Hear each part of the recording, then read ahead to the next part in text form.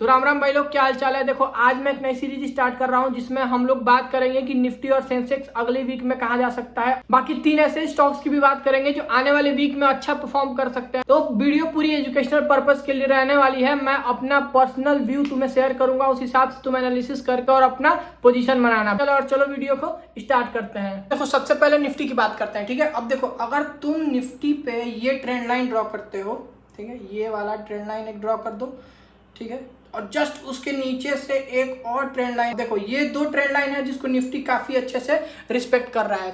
तो अब जो लास्ट कैंडल बनी है, ध्यान से देखोगे तो ये दोनों ट्रेंड लाइन के बीच में बनी है। एक टाइप का ये हॉल्ट कैंडल निफ्टी ने बनाया है। अब यहाँ से अगर तुम देखो ये जो रिसेंट डाउन ट्रेंड है, इसका अगर फिबोनाची भी ड्रॉ कर दो तुम, ये तो देखोगे कि मार्केट जो है वो फिबोनाची के 0.5 के ऊपर क्लोजिंग दिया है। देखो सेंटीमेंट, जापान का मार्केट अच्छा खासा परफॉर्म किया है फ्राइडे को, कोरिया का मार्केट भी अच्छा, यूएस का मार्केट भी काफी अच्छा परफॉर्म किया है। तो जितने भी न्यूज और ये सारी चीजें हैं वो तो बुलिश मार्केट को शो कर रही हैं। और अगर ओवरऑल तुम डाउन साइड से देखोगे तो मार्केट ऑलरेडी मुझे लग रहा है 800-850 पॉइंट की रैली, देखो लगभग 850 पॉइंट की रैली दे चुका है। अब देखो इतने ज़्यादा स्ट्रेच होने के बाद मैं ये तो नहीं कह रहा हूँ कि मार्केट सीधा यहाँ से 0.6 को टच करने चला जाएगा, पर देखो मार्केट में बुलिश सेंटीमेंट तो है। अब यहाँ से सिनेरियो 2 ही हो सकता है।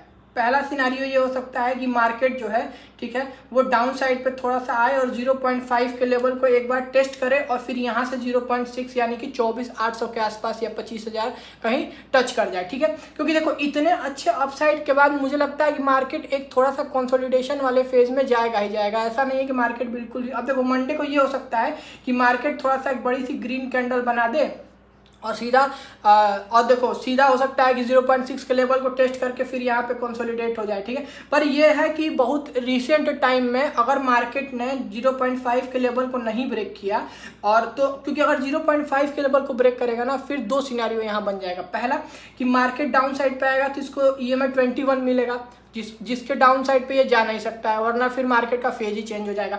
दूसरा डाउन साइड पे 2, ये देख रहे हो लगभग 2 गैप है, अगर मार्केट उनको फिल करने जाएगा ना तो यहाँ से काफ़ी अच्छा डाउन साइड हम देख सकते हैं। पर देखो IT सेक्टर हो गया, ऑटो हो गया, फार्मा हो गया, ये बहुत अच्छा परफॉर्म कर रहे हैं। तो मुझे ऐसा लग रहा है कि जो मार्केट है वो यहाँ से अप साइड पे जाने के ज़्यादा प्रोबेबिलिटी ले रहा है, ठीक है।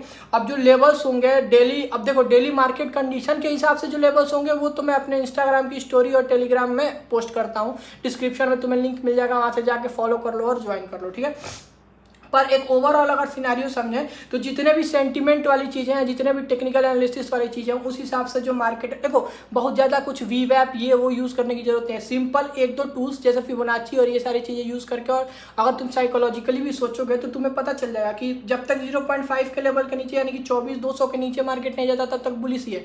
तो प्लान क्या करना है, अगर मान लो कि मार्केट जो है वो मंडे को कह लो या फिर ये कह लो कि मार्केट ओपनिंग अगर देता है, ध्यान से समझना कि अगर मार्केट यहाँ कहीं मान लो ओपनिंग देता है गैप अप, ठीक है, और ये अप साइड से थोड़ा सा रिजेक्ट होता है, तो हो सकता है कि डाउन साइड पे आए और 24, ये डाउन साइड पे 24,300 के आसपास, या फिर हो सकता है कि 24,200 के आसपास से फिर रिजेक्ट हो जाए, ठीक है। तो हो सकता है कि मंडे की कैंडल थोड़ा सा गैप अप खुल के और रेड बन जाए, या फिर हो सकता है कि हॉल्ट बन जाए और EMA को अपने पास आने का ये थोड़ा सा टाइम दे दे कि यहाँ पे कंसोलिडेट करेगा, EMA धीरे धीरे इसके पास आएगा, फिर मार्केट यहाँ से एक अपसाइड का मूव दे सकता है, ठीक है। अब ये तो देखो निफ्टी की बात हो गई। अब चलते हैं सेंसेक्स पे, अब चलते हैं देखो सेंसेक्स पे, ठीक है। देखो सेम सिनेरियो है, 21 EMA के ऊपर है सेंसेक्स, यानी कि जो पॉसिबिलिटी है वो अप साइड की ही है। अब अगर तुम इसका भी फिबोनाची ड्रॉ करोगे तो ये निफ्टी से थोड़ा सा वीक है। रीजन क्या है कि इसका जो 0.3 के लेवल और 0.5 के लेवल के बीच में, अभी ये देखो 0.3 और 0.5 के लेवल के बीच में ये चल रहा है। तो अब मंडे को हो सकता है कि देखो मार्केट जो है वो 0.5 के लेवल से थोड़ा रिजेक्ट हो और फिर ये EMA इसके पास जाए, मार्केट यहाँ पे एक हॉल्ट कैंडल बना के फिर 0.6 के लेवल के लिए चला जाए, ठीक है। देखो मैं इसलिए हॉल्ट या फिर कंसोलिडेशन वाला फेज कह रहा हूँ ना मंडे या फिर ट्यूसडे को, क्योंकि देखो रीजन ये है यार कि हो सकता है गैप अप खुल जाए। क्योंकि देखो जापान का मार्केट और अगर कोरिया और ये का मार्केट का सिनेरियो देखोगे फिर तो बहुत ज्यादा बुलिश सिनेरियो, तो 90% चांस है कि जो मार्केट्स हैं उनकी सेंटीमेंट थोड़ा सा हमारे मार्केट में भी देखने को मिल सकता है। तो थोड़ा सा गैप अप वाला सिनेरियो हो सकता है।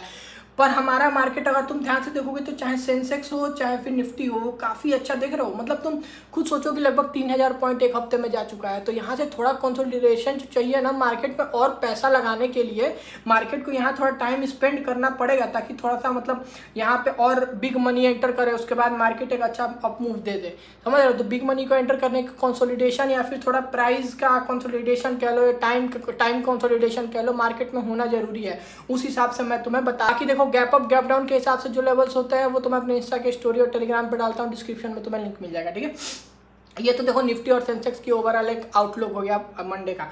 अब स्टॉक्स की बात करते हैं। देखो मैं जो पहले ही बता देता हूँ, मैं 3 स्टॉक्स तुम्हें बताऊंगा, तीनों फ्यूचर ऑप्शंस में ट्रेड होते हैं। तुम अपनी एनालिसिस कर लेना, मैं अपनी पर्सनल एनालिसिस के हिसाब से तुम्हें बताऊंगा। बाकी गैप अप गैप डाउन के हिसाब से जो लेवल्स होंगे वो इंस्टा पे और टेलीग्राम में मैं अपने अपलोड करता हूँ। सबसे पहले जिस स्टॉक की बात करेंगे वो है चोला फाइनेंस। देखो अगर तुम ओवरऑल सिनेरियो चोला फाइनेंस का देखोगे तो इसका मूवमेंट ही कुछ ऐसा होता है कि देखो जहाँ यहाँ पे गैप अप खुला, ठीक है, अप साइड पे मूव किया, फिर डाउन साइड, फिर up side, down side, up side, ऐसे करके ये मूव ही अप साइड पे ऐसे करता है, ठीक है। तो ओवरऑल अगर सिनेरियो तुम ध्यान से देखो तो ये अप साइड पे ही मूव कर रहा है, धीरे धीरे lower higher highs higher low, higher highs higher low बनाते हुए ऊपर की तरफ जा रहा है। यानी कि प्लान तो हमें अप साइड पे ही करना है। पर अब अगर रिसेंट सिनेरियो तुम देखोगे, ये देखो ध्यान से समझो, यहाँ हुआ क्या होगा। यहाँ ये पिछला हाई था, ठीक है, मार्केट डाउन साइड पे आया, यहाँ पे ये जितना जो डाउन साइड देख रहे हो यहाँ पे स्मार्ट मनी की एंट्री हुई होगी। फिर क्योंकि देखो इतने डाउनसाइड के बाद जब मार्केट एक ये सडन रैली देता है तो ये स्मार्ट मनी का ही काम होता है। फिर मार्केट आया, ठीक है, ये एक अच्छी रैली देने के बाद मार्केट यहाँ पे ब्रेकआउट दिया, यहाँ पे रिटेलर्स को ट्रैप किया। ध्यान से समझना, यहाँ रिटेलर्स ट्रैप हो चुके हैं और ये जो डाउन साइड देख रहे हो, इसके बाद ये जो रैली देख रहे हो ना, डाउन साइड पे यहाँ रिटेलर्स के एसएल पे स्मार्ट मनी ने एंटर किया होगा। और अगर स्मार्ट मनी ने यहाँ पे एंटर किया है तो जैसे ही चोलामंडल फाइनेंस अपने डे हाई को ब्रेक करेगा उसके बाद रॉकेट हो जाएगा। देखो बताता हूँ रेंज, देखो ये मार्क कर लेना, ठीक है, एरिया, ये डाउन साइड पे ये एरिया मार्क कर लेना। देखो 1875 और 1825 ये दो रेंज बहुत ज़्यादा इंपॉर्टेंट है। मार्केट देखो अगर चोलामंडल फाइनेंस यहाँ कहीं रेंज में खुलता है, डाउन साइड पे आता है तो 1825 से अप साइड पे जाएगा तो एक अच्छा परफॉर्मेंस ऊपर अप साइड का दे सकता है, ठीक है। और दूसरा सिनेरियो सेम, अगर अब गैप अप खुलता है और डाउन साइड पे आता है तो हो सकता है 1875 से थोड़ा सा यहाँ कंसोलिडेट डाउन साइड पे ब्रेक करके और फिर ऊपर की साइड चला जाएगा। देखो मेरा ओवरऑल सिनेरियो बाइंग का ही है। क्यों? क्योंकि एक तो 21 EMA पे एक अच्छी कैंडल बनी है विद डिसेंट वॉल्यूम, बहुत ज़्यादा भी वॉल्यूम नहीं है कि हम इसमें थोड़ा सा मतलब एक निगेटिव साइन की तरफ वो करें, ठीक है। पर देखो अब मैं बता रहा हूँ तुम्हें, सिनेरियो ये है कि मंथ का स्टार्टिंग है, अब यहाँ से अभी एक्सपायरी जो है ऑप्शंस की वो काफ़ी दूर है। तो अगर एक OTM भी मान लो जैसे 1900 का, मैं अपना पर्सनल बता रहा हूँ, तुम अपना एनालिसिस कर लेना, 1900 रुपये का भी मान लो अगर तुम OTM एक लेके रखते हो, ठीक है, तो वो अगर मार्केट यहाँ से 1900 2000 टच कर जाए और तुम उसको होल्ड करके अच्छे से मैनेज कर लो तो तुम काफ़ी अच्छा प्रॉफिट बना सकते हो, ठीक। देखो दूसरा जो हमारा स्टॉक है वो है टोरेंट फार्मा, ठीक है। अब अगर तुम ध्यान से देखोगे तो टोरेंट फार्मा, देखो फार्मा सेक्टर ऑलरेडी बहुत ज़्यादा बुलिश है। अपोलो हॉस्पिटल देख लो या फिर हेल्थ केयर या फार्मा सेक्टर कह लो, बहुत ज़्यादा बुलिश है। अपोलो हॉस्पिटल, लॉरस लैब देख लो या फिर बाकी सारी चीज़ें। देखो टोरेंट फार्मा को चूज़ करने के पीछे का सबसे बड़ा रीज़न मैं तुम्हें ये बताता हूँ। अगर तुम ध्यान से देखोगे तो एक अप साइड देने के बाद, देखो एक अप साइड दिया मार्केट ने, ध्यान समझना, मार्केट धीरे धीरे धीरे धीरे अप साइड पे मूव करा था, फिर इतना शार्प डाउन साइड दिया। इस डाउन साइड में जानते हो क्या हुआ होगा? 5000 के लेवल के पास। अब देखो मार्केट ना 5000 के लेवल को क्रॉस करने की कोशिश मुझे लग रहा है पूरे एक महीने, पूरे जुलाई भर किया है, पर कर नहीं पाया। उसके बाद डाउन साइड आया, इस डाउन साइड में जितने भी रिटेलर्स होंगे उनका एसएल हिट हुआ, मार्केट ने एक अच्छा अप साइड दिया। चलो ठीक है, मैं मानता हूँ कि ये कॉन्सेप्ट यहाँ नहीं फॉलो होता, मार्केट को यहाँ से डाउन साइड पे चले जाना चाहिए था। ये जो तुम कैंडल्स तीनों देख रहे हो ना, इसके बाद ये जो बाइंग आई है और मार्केट 5050 के ऊपर सस्टेन किया है, 95% चांस है कि यहाँ से मार्केट अगर डाउन साइड पे फिर से आता है, 5050 से ऊपर जाता है तो आराम से 5500 6000 जा सकता है।